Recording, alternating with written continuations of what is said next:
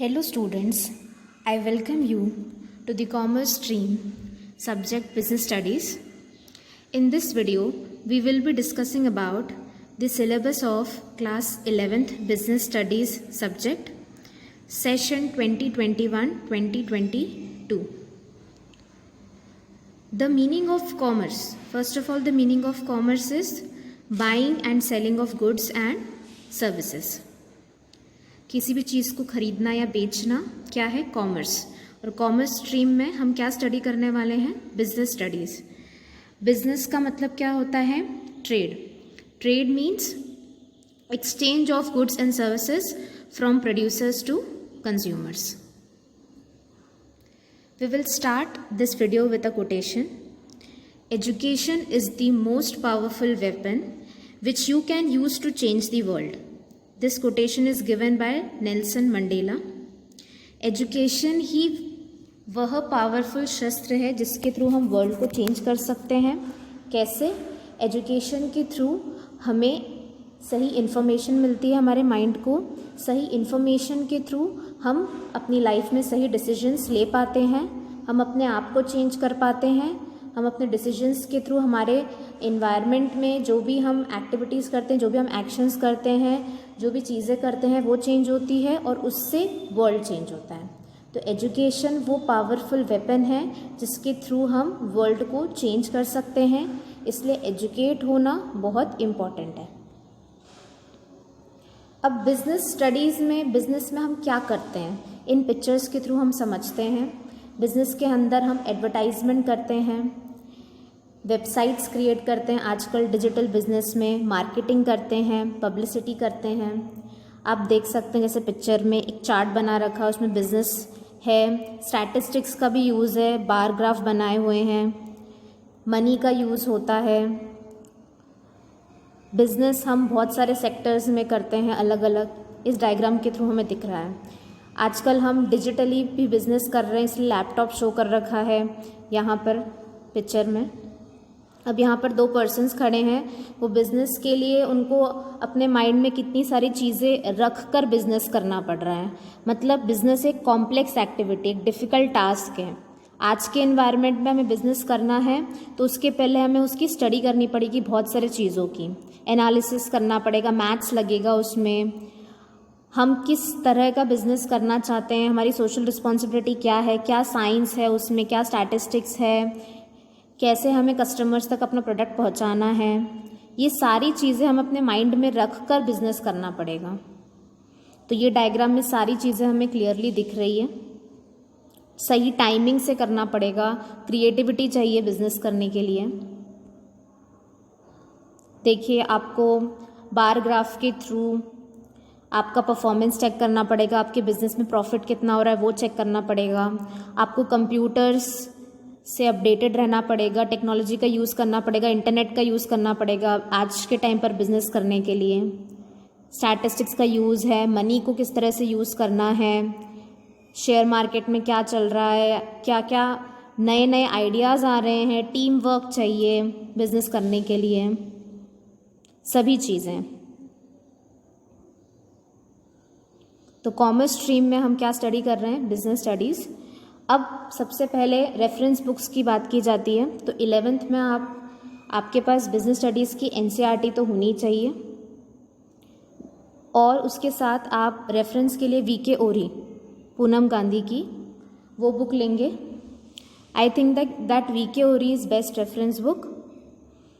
और आपको एक A4 साइज़ का रजिस्टर बनाकर रखना है जिसमें आप क्वेश्चन आंसर्स लिख सकते हैं और अपने नोट्स लिख सकते हैं.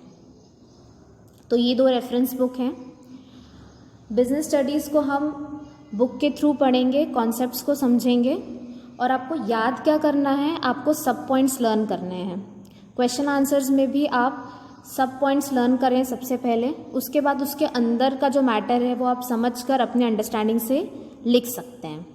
बिजनेस स्टडीज़ एक बहुत ही इजी सब्जेक्ट है कॉमर्स स्ट्रीम का. तो सबसे पहला क्या है? Objectives of studying business studies. हमारे ऑब्जेक्टिव्स क्या हैं, हम क्यों स्टडी करते हैं बिजनेस स्टडीज़ को, क्या ज़रूरत है पढ़ने की? इसलिए ज़रूरत है कि सपोज़ अगर आप अपना खुद का एक बिज़नेस स्टार्ट करना चाहते हो तो आप कैसे स्टार्ट करोगे, आपको क्या क्या फॉर्मेलिटीज़ पूरी करनी पड़ेगी, आपके पास कैसा एटीट्यूड होगा उस बिज़नेस को स्टार्ट करने के लिए, आपके अंदर क्या क्या स्किल्स होने चाहिए, ठीक है, किस स्किल्स के थ्रू आप एक अच्छा बिजनेस चला सकते हो, ठीक है। आप अपने आप को सेल्फ एम्प्लॉयमेंट किसके थ्रू दे सकते हो, बिजनेस के through, okay. To inculcate business attitude and develop skills among students to pursue higher education, world of work including self employment, जिससे स्टूडेंट्स की अंडरस्टैंडिंग डेवलप हो बिजनेस के बारे में और इन्वायरमेंट के बारे में। एज ए स्टूडेंट आपको पता होना चाहिए कि जो बिज़नेस इन्वायरमेंट होता है, जो भी बिज़नेस होता है, जो भी व्यापार होता है, वो क्या होता है, चेंज होता रहता है हमेशा। डायनेमिक नेचर मतलब चेंज होता रहता है। बहुत सारे एस्पेक्ट्स क्या होते हैं, इंटर रिलेटेड होते हैं एक दूसरे से। आपको एक इंटरेस्ट डेवलप करने के लिए थ्योरी और प्रैक्टिस ऑफ बिजनेस, ट्रेड और इंडस्ट्री, बिजनेस, ट्रेड और इंडस्ट्री कैसे चल रही है, उसकी थ्योरी क्या है, वो कैसे प्रैक्टिस होता है, उससे आपको फेमिलियर करने के लिए। ऑर्गेनाइज करना, मैनेज करना किसी भी बिजनेस फर्म को। सपोज आपने एक क्लॉथ की शॉप खोली है, उसको आपको किस तरह से मैनेज करना है, उसे किस तरह से ऑर्गेनाइज करना है। आपके पास किड्स वेयर है, विमेंस वेयर है, मेंस वेयर है, वो सब किस तरह से ऑर्गेनाइज करोगे, उसकी फेमिलियरिटी देना, वो बिजनेस स्टडीज़ में आप पढ़ेंगे। Students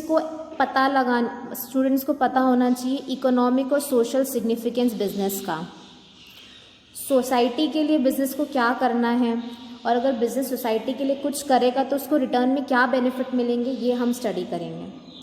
to acquaint students with the practice of managing the operations and resources of business, मतलब क्या क्या चीज़ें हमें चाहिएंगी एक बिजनेस को स्टार्ट करने के लिए, क्या क्या उसमें प्रोसेस लगेगी। आपको एक रूम चाहिए, एक बिल्डिंग चाहिए, आपको क्या क्या मशीन्स लगेंगी, क्या क्या चीज़ें चाहिएंगी। To enable students to act more effectively and responsibly as consumers, employers, employees and citizens. आपको आपके बिजनेस के अंदर कंज्यूमर्स से इंटरेक्ट करना पड़ेगा। एम्प्लॉयर्स होते हैं जो एम्प्लॉयज़ को रखते हैं, आपके अंडर एम्प्लॉयज़ काम कर सकते हैं। सिटीजन्स की तरफ आपको कैसे एक्ट करना है, तो वो सब चीज़ें हम बिजनेस स्टडीज़ में स्टडी करते हैं। तो अब हम डिस्कस करेंगे सेशन 2021-22 का सिलेबस बिजनेस स्टडीज़ का। इसका कोड नंबर है 054। थ्योरी के 80 मार्क्स रहते हैं और प्रोजेक्ट के 20 मार्क्स रहते हैं। 3 आवर्स का आपका पेपर होता है। अब जो बिजनेस स्टडीज़ का सिलेबस है वो 2 पार्ट में डिवाइडेड है, part A and part B. Part A जो है वो फाउंडेशंस ऑफ बिजनेस है, फाउंडेशंस ऑफ बिजनेस, और पार्ट बी है finance and trade. Foundations of business में 6 चैप्टर्स हैं, okay, and finance and trade में कितने चैप्टर्स हैं, 4 चैप्टर्स हैं, और प्रोजेक्ट वर्क आपका 20 मार्क्स का है, ओके। तो उसमें आपके पास जो फर्स्ट चैप्टर है वो है nature and purpose of business. Nature and purpose of business में ओके आप क्या पढ़ेंगे, इसके अंदर आप evolution and fundamentals of business, मतलब बिजनेस कब स्टार्ट हुआ, हिस्ट्री क्या है ट्रेड की, इंडिया में हिस्ट्री क्या थी, कब से स्टार्ट हुआ ट्रेड और कॉमर्स इंडिया में, एक्सचेंज कैसे हुआ गुड्स एंड सर्विसेज का। पहले बार्टर सिस्टम हुआ करता था, जो मेरे पास चीज़ है मैं सामने वाले को दे दूँगी, जो सामने वाले के पास है वो मुझे दे देगा। मेरे पास राइस है मैं उसे राइस दे दूँगी, उसके पास वीट है तो वो मुझे वीट दे देगा। तो इस तरह से हिस्ट्री ऑफ ट्रेड और कॉमर्स स्टार्ट हुई है। पुराना बैंकिंग सिस्टम कैसा था, ट्रांसपोर्ट कैसा था उस टाइम पर, ये सब चीज़ें हम स्टडी करेंगे। वर्ल्ड इकोनॉमी में इंडिया की पोजीशन कैसी थी ट्रेड में, ये सब। उसके बाद हम इस चैप्टर में क्या पढ़ेंगे, nature and purpose of business में बिजनेस का मीनिंग और उसके कैरेक्टरिस्टिक्स, बिजनेस का मतलब क्या होता है, क्या क्या चीज़ है, क्या क्या कैरेक्टरिस्टिक्स है बिजनेस की। फिर हम डिफरेंस समझेंगे बिजनेस, प्रोफेशन और एम्प्लॉयमेंट के बीच में। बिजनेस का मतलब क्या होता है, प्रोफेशन का मतलब क्या होता है, एम्प्लॉयमेंट का मतलब क्या होता है। ये तीनों ही वर्ड आपने सुने होंगे। प्रोफेशन जैसे डॉक्टर एक प्रोफेशन है, टीचर एक प्रोफेशन है। एम्प्लॉयमेंट में हम किसी एम्प्लॉयर के अंडर काम करते हैं, हमारा कोई बॉस होता है उसके अंडर हम काम करते हैं। बिजनेस जो होता है वो हम खुद ओपन करते हैं, हम खुद ही ओनर होते हैं। तो इन तीनों के बीच का डिफरेंस हम पढ़ेंगे। अब ऑब्जेक्टिव ऑफ बिजनेस, हम बिजनेस क्यों करना चाहते हैं? प्रॉफिट कमाने के लिए हमें बिजनेस करना है। हम और बिजनेस क्यों करना चाहते हैं? सरवाइव करना चाहते हैं, अपनी कॉस्ट रिकवर करना चाहते हैं लॉन्ग टर्म के लिए। तो प्रॉफिट का क्या रोल है बिजनेस में, ठीक है, वो ऑब्जेक्टिव ऑफ बिजनेस में हम स्टडी करेंगे।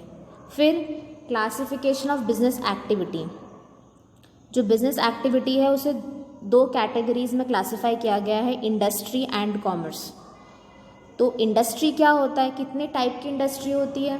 तो 3 टाइप्स की है, प्राइमरी, सेकेंडरी और टर्शरी। ओके, प्राइमरी एग्रीकल्चर से रिलेटेड, सेकेंडरी मैन्युफैक्चरिंग से रिलेटेड, टर्शरी सर्विसेज से रिलेटेड। ठीक है, इनके और वेरियस टाइप्स को डिस्क्राइब करके इनके मीनिंग्स और इनके सबस्क्रिप्ट्स को डिस्क्राइब किया जाता है। फिर commerce, commerce as a trade. Commerce का मीनिंग क्या होता है? ट्रेड और ऑक्सिलरीज टू ट्रेड। ट्रेड का मतलब buying and selling of goods and services, किसी चीज़ प्रोडक्ट को खरीदना या बेचना या सर्विस को खरीदना या बेचना। ऑक्सिलरीज का मतलब क्या होता है? जो चीज़ें हेल्प करती है ट्रेड को, तो वो क्या होती है? Auxiliaries to trade. तो buying and selling of goods and services को हेल्प क्या क्या करता है? बैंकिंग, आपको पता है, आप बैंक तो गए होंगे। इंश्योरेंस, आगे कोई नुकसान ना हो, रिस्क को कवर करने के लिए इंश्योरेंस करवाते हैं। ट्रांसपोर्टेशन, एक जगह से दूसरी जगह सामान भेजने के लिए हमें ट्रांसपोर्टेशन लगता है। वेयर हाउसिंग, हम गुड्स को कहाँ रखेंगे? स्टोर करके, वो वेयर हाउसिंग। कम्युनिकेशन, कुछ भी इंफॉर्मेशन कन्वे करनी है, बातचीत करनी, तो उसके लिए कम्युनिकेशन। एडवर्टाइजिंग, कंज्यूमर्स को हमारे प्रोडक्ट के बारे में कैसे पता चलता है? एडवर्टाइजमेंट के थ्रू पता चलता है। तो ये सब चीज़ें किस में आती है? ऑक्सिलरीज टू ट्रेड के अंदर आती हैं। Discuss the meaning of different types of trade and auxiliaries to trade. Examine the role of commerce, trade and auxiliaries to trade. अब रोल क्या है कॉमर्स में? ट्रेड का और ऑक्सिलरीज टू ट्रेड का। मतलब कॉमर्स के अंदर ट्रेड है और ऑक्सिलरीज टू ट्रेड है, तो उसमें ट्रेड का रोल क्या है और ऑक्सिलरीज टू ट्रेड का रोल क्या है? बिजनेस रिस्क, बिजनेस रिस्क क्या होती है? अब आपने कोई भी बिजनेस सेटअप करा है तो उसमें रिस्क तो होती है, आपको नुकसान होने के चांसेस हैं, आपका बिजनेस फेल हो सकता है। तो बिजनेस रिस्क क्या होती है, इसे हम अंडरस्टैंड करेंगे। उसकी कैरेक्टरिस्टिक्स क्या होती है, नेचर क्या है बिजनेस रिस्क का, उसके कॉजेस क्या है, बिजनेस के फेल होने के या बिजनेस रिस्क के कारण क्या क्या हैं, ये हम पढ़ेंगे। फिर यूनिट 2 है हमारे पास, फॉर्म्स ऑफ बिजनेस ऑर्गेनाइजेशन। अब मुझे एक बिजनेस सेटअप करना है, मैं अकेले भी बिजनेस सेटअप कर सकती हूँ। अगर मैंने अकेले बिजनेस सेटअप करा है तो मैं कौन हूँ? Sole proprietor. तो सोल प्रोप्राइटर के कॉन्सेप्ट, उसके मेरिट्स, उसके फ़ायदे क्या हैं, उसके लिमिटेशंस क्या हैं। मैंने अकेले ने बिजनेस खोला है तो उसके फ़ायदे और उसके नुकसान क्या है। दूसरा, पार्टनरशिप। आपने सुना होगा लोग पार्टनर बन के बिजनेस खोलते हैं, 2 या 2 से ज़्यादा लोग पार्टनरशिप में बिजनेस खोलते हैं, तो उसके फ़ायदे या उसके नुकसान क्या है, उसके लिए कुछ आपको रजिस्ट्रेशन कराना पड़ता है। ओके। फिर हिंदू अनडिवाइडेड फैमिली बिजनेस, मतलब जो पूर्वजों से, हमारे दादी दादाजी से जो हमें बिजनेस मिला है, जो फैमिली बिजनेस होता है, वो किस में आता है? हिंदू अनडिवाइडेड फैमिली बिजनेस में। तो उसके मेरिट्स, डीमेरिट्स वो हम समझेंगे। फिर कोऑपरेटिव सोसाइटीज़, कुछ ग्रुप ऑफ पीपल मिलकर साथ में बिजनेस करते हैं तो वो बोलते हैं कोऑपरेटिव सोसाइटी, उसके फ़ायदे और उसके नुकसान। फिर कंपनी, कंपनी का आपने सुना होगा, हम चाहे तो बिजनेस हम कंपनी बनाकर भी कर सकते हैं। तो कंपनी कैसे बनाते हैं, ठीक है, उसके मेरिट्स क्या है, उसके लिमिटेशंस क्या है। कंपनी 3 तरह की है, प्राइवेट, पब्लिक, 1 पर्सन कंपनी। इन तीनों का समझना। ओके। कंपनी को फॉर्म कैसे किया जाता है, उसकी स्टेजेस क्या है, ठीक है। फिर choice of form of business organisation, अभी हमने इतना सारा देखा, sole proprietorship, partnership, cooperative societies, company, Hindu undivided family. इनमें से हम कौन सा बिजनेस ऑर्गेनाइजेशन चूज़ करें, किस बेसिस पे चूज़ करें, वो सारे फैक्टर्स को हम स्टडी करेंगे। फिर हमारे पास आता है यूनिट 3। यूनिट 3 क्या है? Public, private and global enterprises. ठीक है, पब्लिक, प्राइवेट और ग्लोबल एंटरप्राइजेस। पब्लिक सेक्टर क्या होता है, प्राइवेट सेक्टर क्या होता है, उसके कॉन्सेप्ट को हम समझेंगे। ओके। पब्लिक सेक्टर मतलब जिसमें गवर्नमेंट की ओनरशिप होती है, गवर्नमेंट भी एक पार्टिसिपेंट होता है। और प्राइवेट सेक्टर में गवर्नमेंट का कोई पार्टिसिपेशन नहीं होता। एज एन इंडिविजुअली कोई पर्सन ओनर होते हैं। तो पब्लिक सेक्टर के अलग अलग पब्लिक सेक्टर एंटरप्राइजेस के अंदर आते हैं डिपार्टमेंटल अंडरटेकिंग्स, स्टैट्यूटरी कॉरपोरेशन और गवर्नमेंट कंपनी। ओके, तो इसको हम स्टडी करेंगे। फिर ग्लोबल एंटरप्राइजेस के बारे में पढ़ेंगे। Joint ventures, public private partnership, public और प्राइवेट दोनों साथ में मिलके वर्क करते हैं तो उसे कहते हैं पब्लिक प्राइवेट पार्टनरशिप। इन सब चीज़ों को हम पढ़ेंगे यूनिट 3 में। अब है यूनिट 4। यूनिट 4 क्या है? Business services. बिजनेस सर्विसेज में हम पढ़ेंगे बिजनेस सर्विसेज का मीनिंग क्या होता है और उसके टाइप्स क्या होते हैं। बिजनेस सर्विस का मतलब क्या होता है और उसके टाइप्स क्या होते हैं।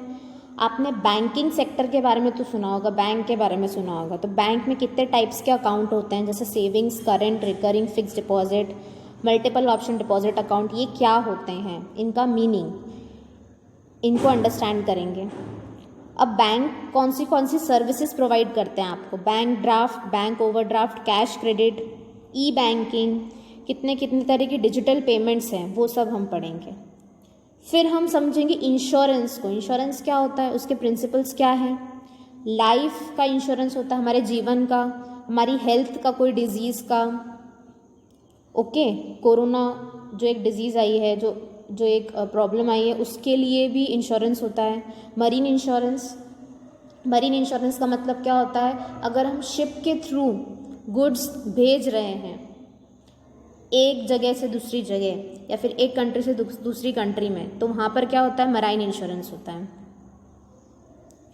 फिर पोस्टल सर्विस आपने सुना होगा, mail, registered post, parcel, speed post, courier, इन सब के मीनिंग समझेंगे। टेलीकॉम सर्विसेज के अंडर आता है। Unit 5 emerging modes of business.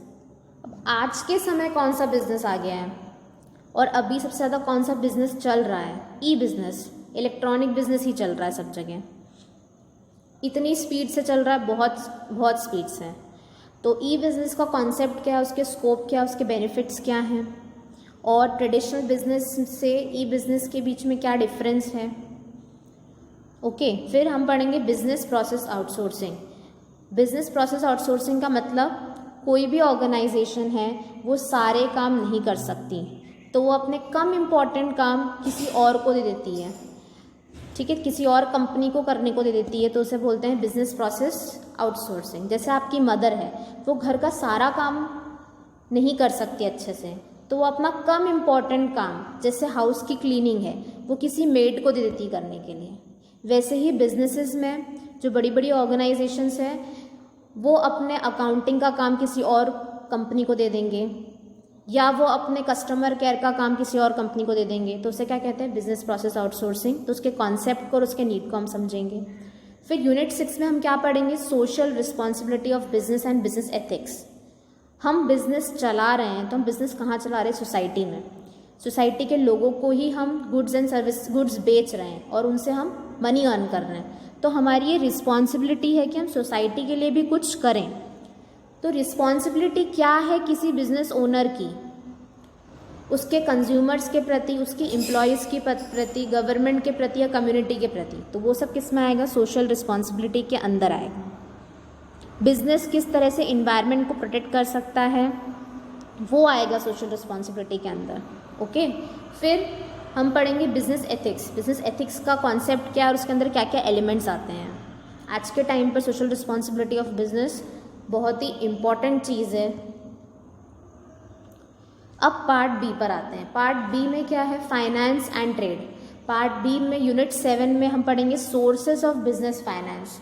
अब ये जो यूनिट है, ये सबसे इम्पॉर्टेंट यूनिट है पूरे 11th के सिलेबस का। यही आपका बेसिस बनता है 12th के लिए भी और आगे की स्टडीज़ के लिए भी। तो ये जो सारी टर्म्स है, कौन सी terms, sources of business finance. Sources of business finance का मतलब क्या होता है, आप बिजनेस में पैसा कहाँ से लगाओगे। आपके अकेले के पास कभी भी इतना ज़्यादा फंड नहीं होगा बिजनेस में लगाने के लिए, तो आपको कहीं ना कहीं से पैसा अरेंज करना पड़ेगा। तो आप पैसा कहाँ से अरेंज कर सकते हो, तो वो हम पढ़ते हैं बिजनेस फाइनेंस में। और सोर्सेज ऑफ बिजनेस फाइनेंस में जो टर्म्स आती हैं उनके बारे में हमें फेमिलियर होना ज़रूरी है। जैसे ओनर्स फंड में इक्विटी शेयर्स क्या होते हैं, प्रेफरेंस शेयर्स क्या होते हैं, रिटेन अर्निंग्स क्या होती हैं, GDR, ADR, IDR, ये ओनर्स फंड है, ओनर जो पैसा लगाता है। इन सब टर्म्स के बारे में हमें पता होना ज़रूरी है। फिर बोरोड फंड्स, बोरोड का मतलब क्या होता है, उधार लेना, जिसे हम दूसरों से उधार लेते हैं, जिससे हमें वापस चुकाना रहता है। ओनर से जो हम पैसा लेते हैं उनसे हम क्या करते हैं, प्रॉफिट शेयर करते हैं। और बोरोड में हमने किसी और से उधार लिया है तो हमें उधार का पैसा भी लौटाना रहता है और साथ में इंटरेस्ट भी पे करना रहता है। ठीक है, तो बोरोड फंड्स के अंदर क्या आता है, डिबेंचर्स क्या होते हैं, बॉन्ड्स क्या होते हैं, loan from financial institutions, commercial banks, public deposits, trade, inter corporate deposits, ये सब क्या होते हैं हम ये समझेंगे। ठीक है, debentures, bonds, inter corporate deposits, ये सब चीज़ें। तो ये हमारा यूनिट 7 है जो बहुत इंपॉर्टेंट है। फिर है हमारे पास यूनिट 8 जो क्या है, स्मॉल बिजनेस एंड एंटरप्राइजेस। छोटी बिजनेस, छोटा शॉप या छोटा बिजनेस में सेटअप करना चाहती हूँ, ठीक है, उसका जो कॉन्सेप्ट है वो मुझे समझना है।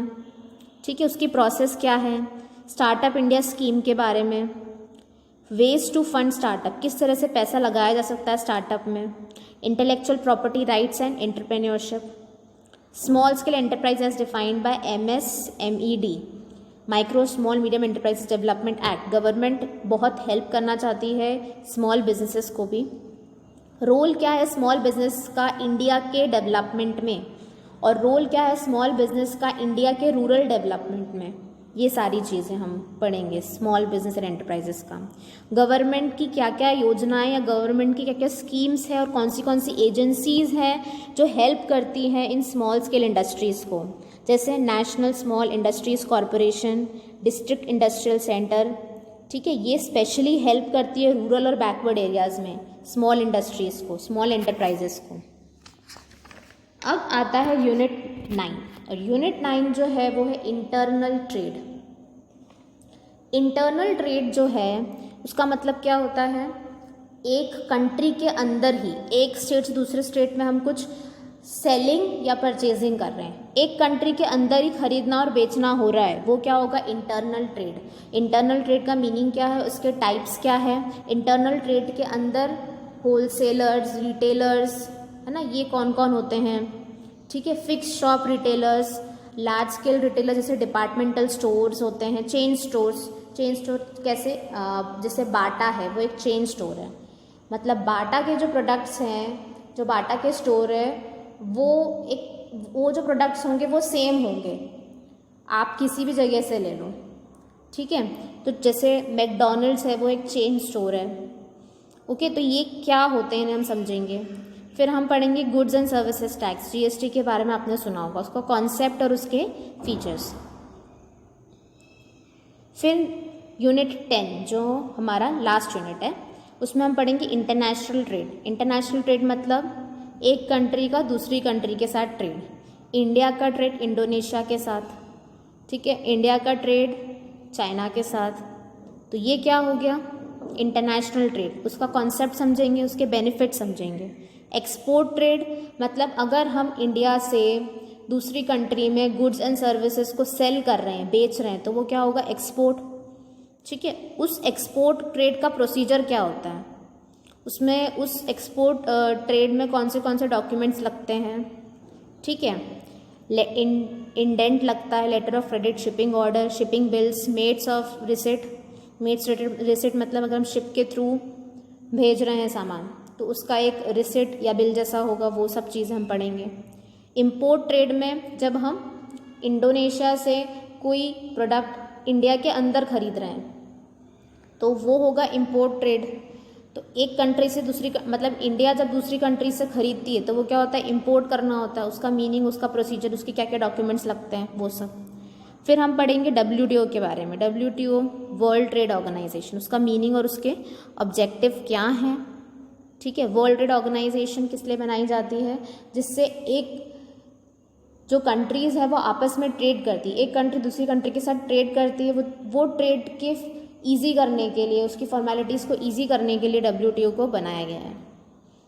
तो ये हमारे पूरे चैप्टर्स कवर हुए बिजनेस स्टडीज़ में यूनिट 10 तक। ठीक है। फिर हमारे पास क्या प्रोजेक्ट वर्क है 20 मार्क्स का। उसमें आपके पास सपोज 4 प्रोजेक्ट में से कोई सा एक प्रोजेक्ट आपको बनाना है। वो जब भी बनाना होगा मैं आपको इन्फॉर्म कर दूँगी। आपको एक प्रोजेक्ट फाइल तैयार करनी होगी 20 मार्क्स की। उसके बेसिस पे आपको 20 मार्क्स में से मार्क्स मिलते हैं और उस प्रोजेक्ट वर्क का वाइवा भी होता है। 20 में से 12 मार्क्स फाइल के होते हैं और 8 मार्क्स वाइवा के होते हैं। तो ये आपका सिलेबस हो गया है। अब इस सिलेबस में आप मार्किंग देख लीजिए। फर्स्ट और सेकंड चैप्टर है वो 16 मार्क्स का है। थर्ड और फोर्थ चैप्टर 14 मार्क्स का है। फिफ्थ और सिक्स्थ चैप्टर 10 मार्क्स का है। सेवन्थ और 8th चैप्टर 20 मार्क्स का है। और नाइन्थ और 10th चैप्टर कितने मार्क्स का है? 20 मार्क्स का है। तो हम जब ये सारे चैप्टर्स पढ़ेंगे तो आपको मार्किंग भी पता होना चाहिए कि मैं जब ये चैप्टर पढ़ूंगा तो मेरा इतना मार्क्स तो इस सब्जेक्ट में कवर हो जाएगा।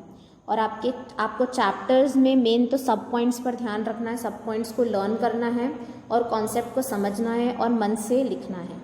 मेन तो ये है आपको कॉन्सेप्ट की अंडरस्टैंडिंग होनी चाहिए। I hope that to this video you have understood about the syllabus of class 11 business studies.